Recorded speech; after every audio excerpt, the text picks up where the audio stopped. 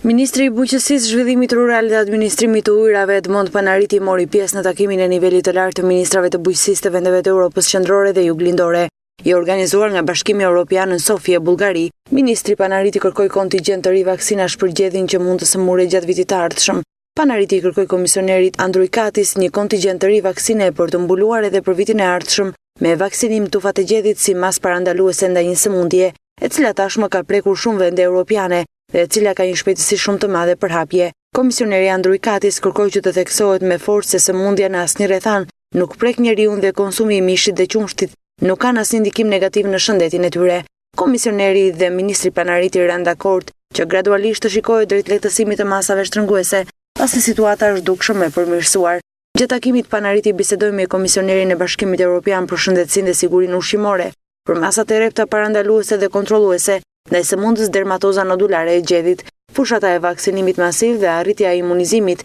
në kohë në pjesën më të madhe të popullsisë së gjedhit në vend, është bërë falë ndërhyrjes në kohën e durë dhe zbatimi rigoroz i të gjithë dispozitave të imponuara nga kjo situatë dhe të miratuara nga Bashkimi Evropian. Komisioneri përgëzoi ministrin për menaxhimin e suksesshëm dhe mbajtjen pastër nga sëmundja të pjesës më të madhe të vendit, duke garantuar për mbështetjen e vijim. Gjatë këtij takimi, ministri Panariti ka biseduar me të gjithë ministrat e bujqësisë të vendeve të prekura për të rakorduar procedurat e kontrollit dhe masat parandaluese ndaj kësaj sëmundjeje. Ky takim ka në fokus raportimin e vendeve të prekura nga dermatoza nodulare gjatë muajve të fundit mbi strategjitë dhe masat e ndërmarra për përballimin e kësaj sëmundjeje.